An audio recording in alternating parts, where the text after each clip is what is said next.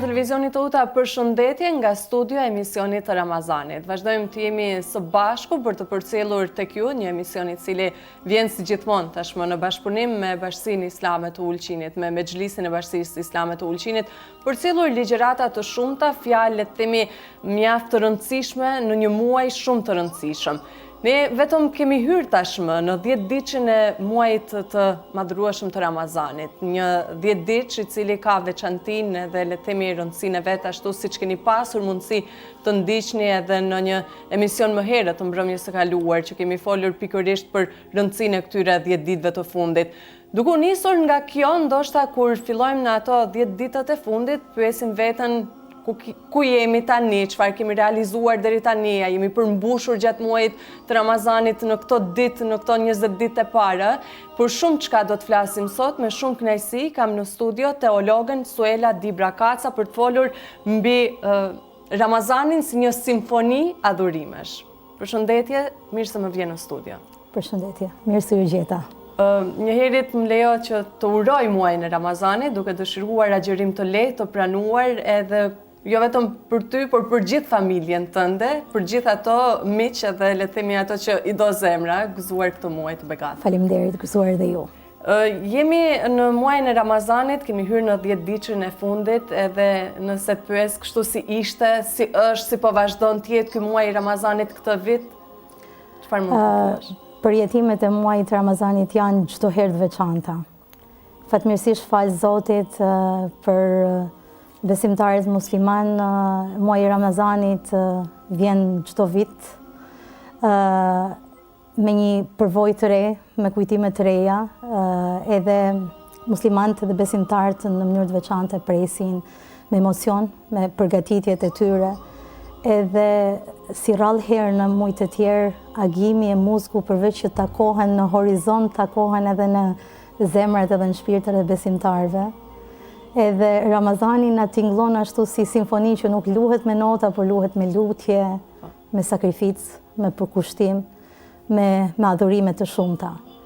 Vjen për çdo vit sikur për të na rikujtuar që jetët tona duhet t'i pasurojmë me një motiv të fuqishëm që na e ndryshon edhe na jep dimensione të reja të gjithë jetesës tonë, që është një motiv fort i fortë për shumicën e besimtarëve, që është të bërit e gjërave për hir të Zotit.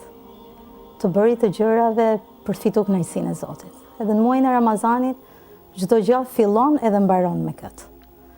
Agjërojmë për hir të Zotit, lutemi, falim namaz, bëjmë bamirësi, lexojmë Kur'an, lutje edhe çdo lloj forme tjetër adhurime, të gjitha kanë një emërues të përbashkët që është kënaqësia e Zotit. Këtë muaj syfyrit, iftarit, tryeza syfyrit i iftarit mund të jetë shumë e thjeshtë, por ka shije tjetër. Dallon prej të gjitha vakteve që na i konsumojmë në çdo moment tjetër të jetës, sepse e ka atë shijen e një sakrifice që ti e bën për hir të Zotit. Pra abstenimet dhe të gjitha sakrificet që ti i bën veç për hir të Zotit. Në këtë muaj sigur çdo adhurim dhe çdo veprim i joti merr dimension tjetër. Ne namazin nuk e kemi shprehinë e përditshme që e kemi. Në Ramazan sikur e shijojmë ndryshe, e shijojmë si nevojë për takim me Zotin, si nevojë për afrime dhe lutje të përgjëruara. Pra çdo gjë në muajin e Ramazanit sikur merr një dimension tjetër. Çdo lloj adhurimi, namazet edhe të gjitha këto, edhe ajo etja jon, sikur uria, etja, na bën që të kuptojmë ndoshta disa gjëra që i marrim si të mëqena çdo ditë jetës tonë. Uria sikur e mush shpirtin me atë, e shohim me atë dimensionin, edhe lutjet i bëjmë me ndoshta edhe prej perspektive të një zemre që ndoshta nuk i përjeton begatit edhe të mirat që mund t'i ketë dikush tjetër. Pra çdo gjë sikur merr ngjyrim tjetër në muajin e Ramazanit, edhe kur ulemi në sofrën e iftarit, ulemi jo me gjithë familje, po me kujtime të disa viteve, me emocione të reja, ulemi me lutje, me dua, Edhe kështu dita për ditë kalon Ramazani edhe na marrim ato të mirat edhe kujtimet edhe këtij Ramazani me veti. E thatë edhe ju po shkelim në 10 ditëshin e fundit të Ramazanit, edhe koha fluturon ashtu pa pritë dhe pa mendu, edhe mendoj që tani është koha që ne të reflektojmë edhe të kalojmë në ato stacionet e fundit të këtij muaji. Cilat janë ato reflektime?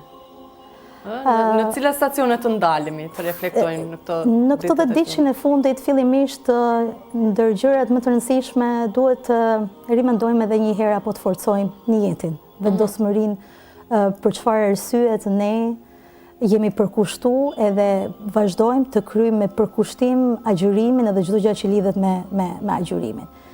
Në fillim të muajit Ramazanit, secili prej nesh, çdo besimtar i vendos disa qëllime, disa objektiva vetës, e fillon me një entuziazëm, me një energji, por ndodh që gjatë rrugës shpeshherë entuziazmi bie, energjia po ashtu, nga fakti sepse agjërimi i Ramazanit nuk është një sfidë e lehtë. Nuk do ta mohojmë faktin sepse në Ramazan ne përkundrejt të gjitha obligimeve të përditshme që i kemi, na mbivendosen edhe obligimet që kemi në këtë muaj të shenjtë, edhe në vetvete nuk është një sfidë e lehtë, edhe ti ngarkohesh, edhe me dëshirën e madhe të përmbushës sa më tepër për këtyre, shpeshherë përveç ngarkesës që të jep përvoja Ramazanit, ti ngarkohesh edhe e ngarkon veten edhe me mendime që apo i përmbush si duhet, kam gabu, nuk po arri më shkoj Ramazani dam, nuk po arri të fokusohem tek fëmijët me bë aktivitetet veçanta për shembull për Ramazan, mendime që i kanë nanat shpeshherë të duket sikur që nuk po ja jep hakut sa duhet për shkak të obligimeve që kemi, edhe nganjëherë dikush dorëzohet, dikush lufton deri në fund të Ramazanit, por mbi të gjitha është me rëndësi që secili besimtar të kujtojë shpërblimin e madh që ka ky muaj. Pejgamberi Muhammed alayhis salam thotë kushdo që agjiron me bindje dhe me shpresë në shpërblimin e Zotit do t'i falen të gjitha gabimet e mëhershme. Edhe një koncept i tillë përmendet në terminologjinë islame vetëm 2 raste, në rastin e haxhit edhe të Ramazanit. Pra në rastin e haxhit.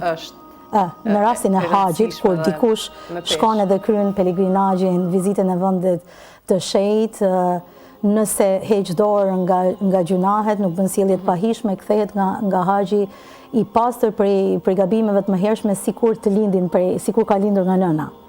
Kjo është për haxhin, edhe rasti i dytë në të cilin flitet për faljen e të gjitha gabimeve të mëhershme është Ramazani. Pra kushdo që agjiron me bindje edhe shpresë në shpërblimin e Zotit, do t'i falen gabimet e mëhershme. Ky është një motiv i fortë. Është një mundësi unike që e kemi vetëm në muajin e madhrueshëm të Ramazanit, edhe për atë ne duhet të forcojmë pak niyetin ton, atë vendosmërinë ton, kur them të forcojmë niyetin sepse t'i japim çdo veprimi ton e çdo angazhimi ton gjatë muajit të Ramazanit, t'i japim një dimension tjetër. Të gjithë angazhohemi, për shembull nënat, zonjat, gratë që gatuajnë çdo ditë iftare, syfyre, kanë ngarkesë pak më të madhe në familje. Çdo herë që përgatisin iftare dhe syfyre, le të kenë në niyetin e tyre dëshirën, atë vendosmërinë dhe niyetin, qëllimin që ti po ofron iftar agjëruesve, edhe sikur ti ofrosh iftar dikujt që agjiron, i merr shpërblimin edhe sevapet e agjërimit të atij personi, pa ju paksuar atij personi asgjë nga agjërimi i tij. Pra, në momentin kur ti përgatit ushqim për musafirët, përgatit iftarin, do jenë me niyetin që të fitosh shpërblimin për këtë gjë. Kujdesemi për fëmijët. Kujdesemi për fëmijët, le ta shohim si emanet. Fëmijët janë emanet prej Zotit. Për çdo shërbim që bëjmë ndaj tyre, le ta bëjmë me niyetin që po kryjmë një emanet që na ka lënë Allahu i madhruar. Pastrojmë, rregullojmë, le ta kryjmë me niyetin që edhe për kësaj të marrim shpërblim, sepse ndjekim një sunet pejgamberit alayhis salam, mbajmë pastër shtëpitë tona, banimet tona. Pra, secilën veprim që e bëjmë, le ta zbukurojmë me niyetin edhe në këtë Ramazan ta kemi njetin që çdo punë që ta bëjmë, të vogël apo të madhe, le të jetë për Zotin. Ky njet të na shoqëroj edhe në këtë dishin e fundit, sepse kështu merr vlerë secila vepër, secila gjë që bëjmë gjatë muajit të Ramazanit, sepse ne e dimë në periudha të ndryshme jetësore, shpeshherë Ramazani nganjëherë na vjen si sinonim i periudhave të reflektimit, e të adhurimeve të shumta, e të agjërimit, e të namazit, e të gjitha, por ka momente në faza të ndryshme të jetës që mënyra jote e adhurimeve, ibadeteve ndryshon. Tash fjala vjen nxënësi që janë në shkollë. Janë nxënës, përjetojnë Ramazanin, agjërojnë, kanë obligime, do të mësojnë, kanë ato dilema, a do të shkojnë në namazin e teravis, a do të përgatiten për diçka që kam nesër. Edhe nganjëherë të duket sikur i ke ato konfliktet e brendshme që ambase po i hin në hak Ramazanit, apo i hin hak mësimit shkollës, apo të gjithë ata që punojnë, që fokusohen në punët e tyre, po njëkohësisht dojnë me ia dhënë hakun edhe këtij muajit madhërueshëm të Ramazanit që na vjen një herë në vit, edhe ku me ditë vitin tjetër si e përjetojmë, a mundemi. Edhe në këtë raste kur i kemi këto konfliktet, gjithmonë duhet mendojmë se çdo lloj forme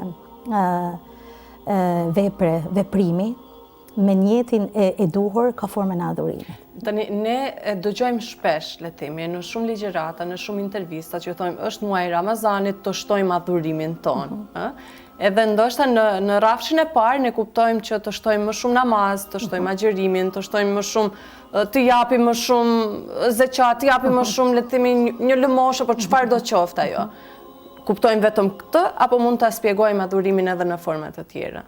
Faktikisht në vetdijen tonë kolektive është shtampu kjo bindje, që adhurim është namazi, është zekati, është agjërimi, këto obligimet janë adhurime. Por ky është një të parë shumë i kufizuar i temës i konceptit të adhurimit në Islam. Adhurimi në Islam është çdo vepër e mirë. Çdo vepër edhe punë e dobishme është adhurim. Për te do të marrim shpërblim prej Zotit. Çdo vepër e mirë është adhurim. Tani për të ndërlidh se mbeta pa përfunduar te pjesa për shembull e punës që bëjmë në familje. Edhe sidomos nënat kanë një barë dhe një peshë të madhe në familje, janë ata që punojnë, janë ata që merren me edukimin e fëmijëve, dikush me fëmijë të vegjël që lufton edhe për të gjetur kohë për të bërë dhikr, për të kujtu Zotin, për të lexuar Kur'an, për të dëgjuar Kur'an. Ose kur fëmijët janë më të rritur, sfida të reja, do të agjërojnë, do t'i përgatishësh ushqimit, do t'i zgjosh për syfyre, do të përgatishësh iftarin, edhe gjithkohen do t'ju jep shpjegime, edhe një farë mënyrë ti i udhëheq përmes modelit tënd.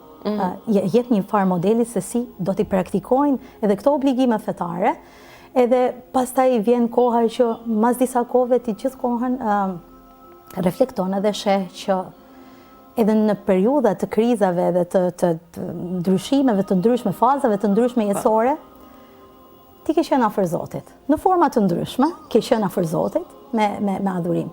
E të parit të adhurim vetëm të namazit, të leximit Kuranit, është një këndvështrim shumë i ngushtë.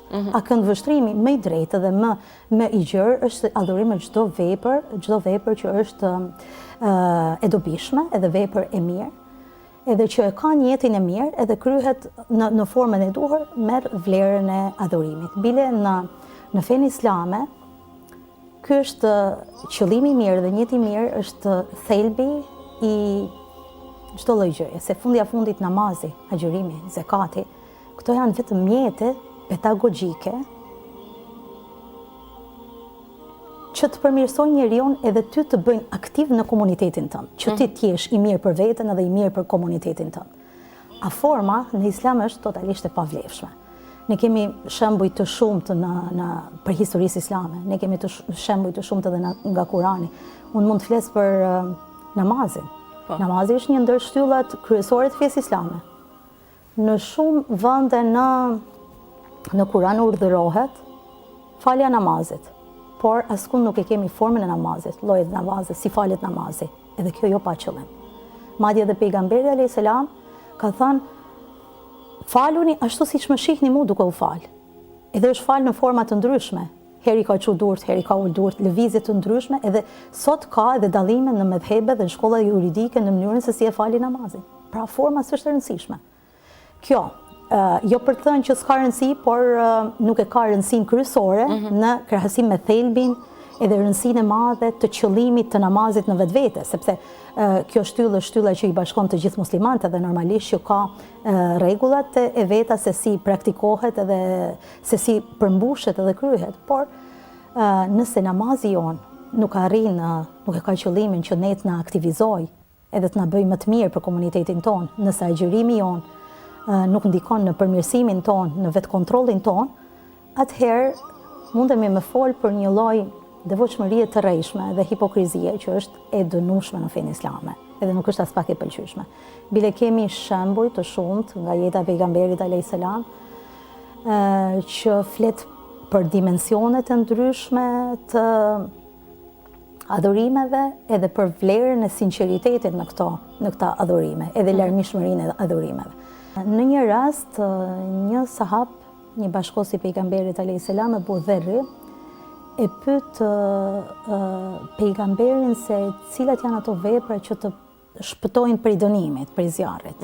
Edhe pejgamberi alayhis salam i thotë të besosh Zotin, ajo të shpëton prej dënimit, nëse ti ke besim të plot në Zotin.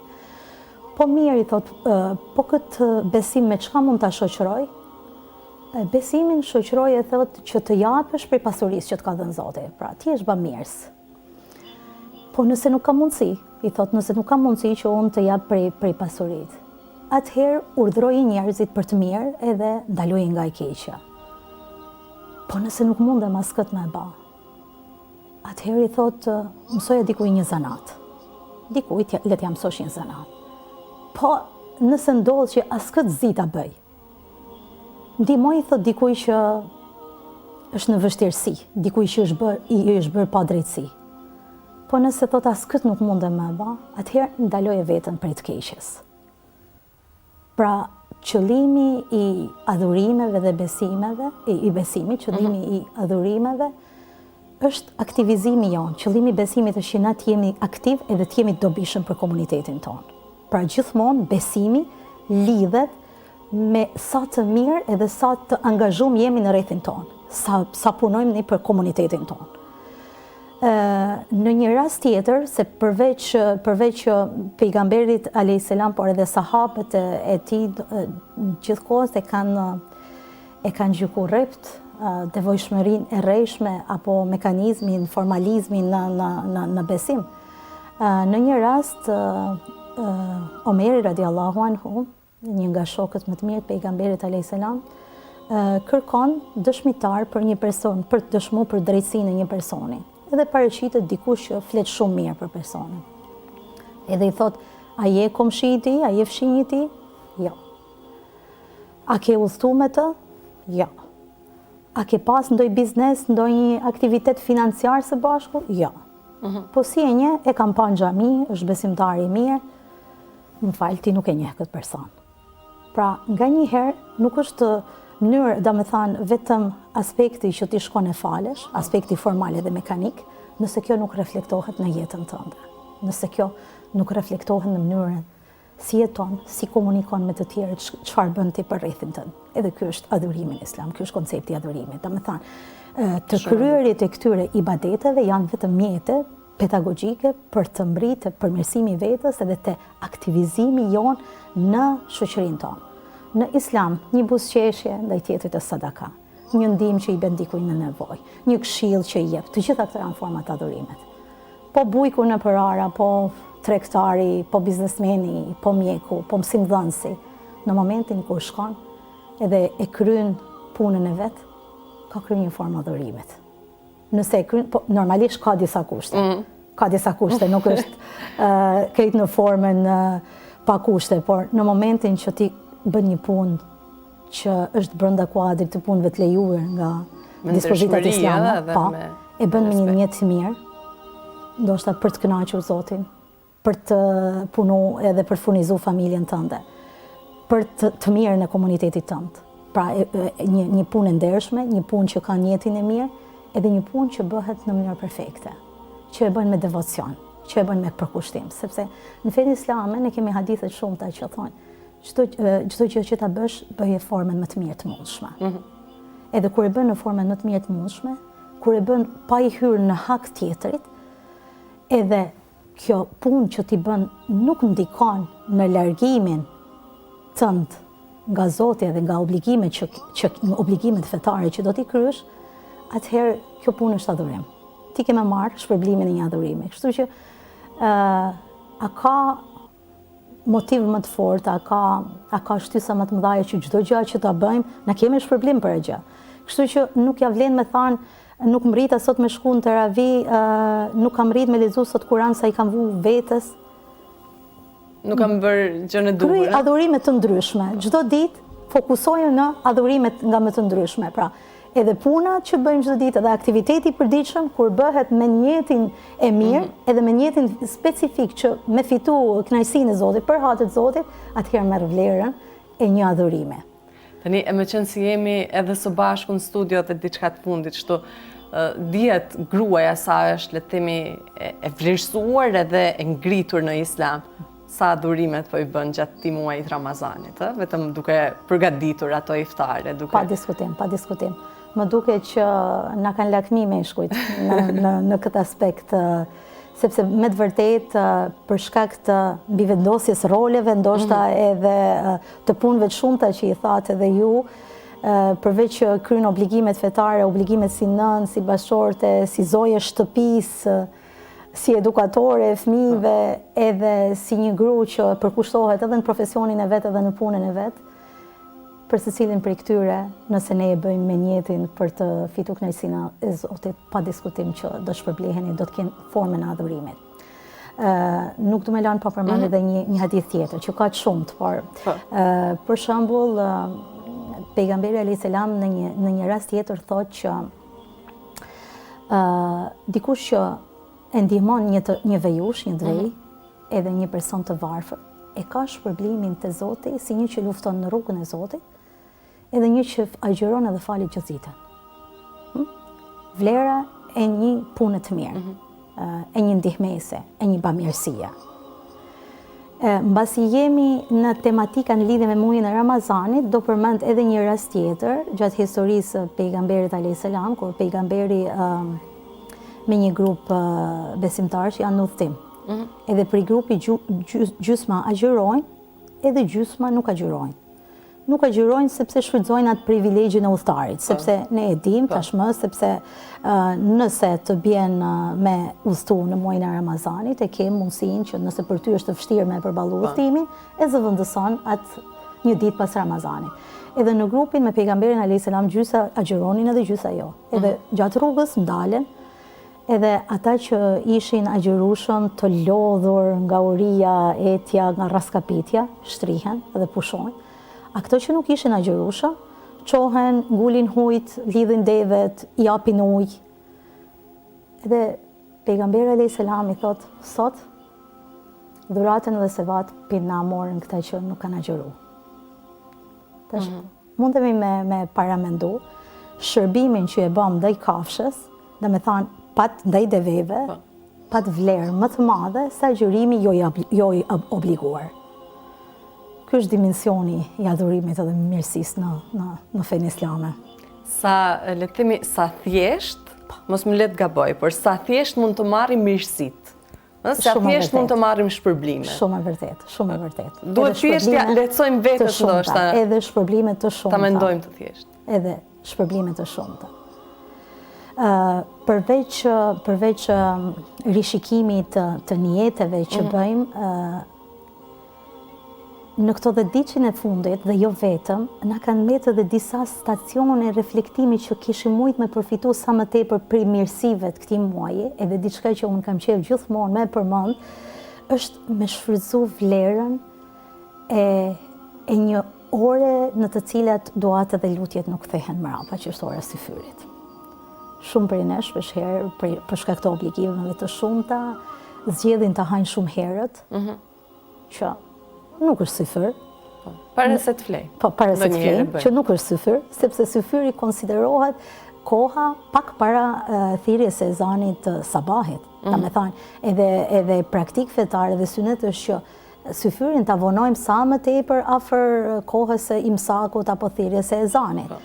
Edhe me këtë gjë, duke mos shfrytzu syfyrin ose duke ngrënë shumë herët, apo duke kalu kohën në aktivitete jo fort të dobishme me vlerë, duke humb kohën, mund të them ashtu, sikur e hupim atë vlerën e kësaj ore në të cilën Allahu sot, a ka kush që lutem që t'i përgjigjem lutjes, a ka kush që kërkon diçka që t'i përgjigjem, a ka kush që kërkon falje që ta fali.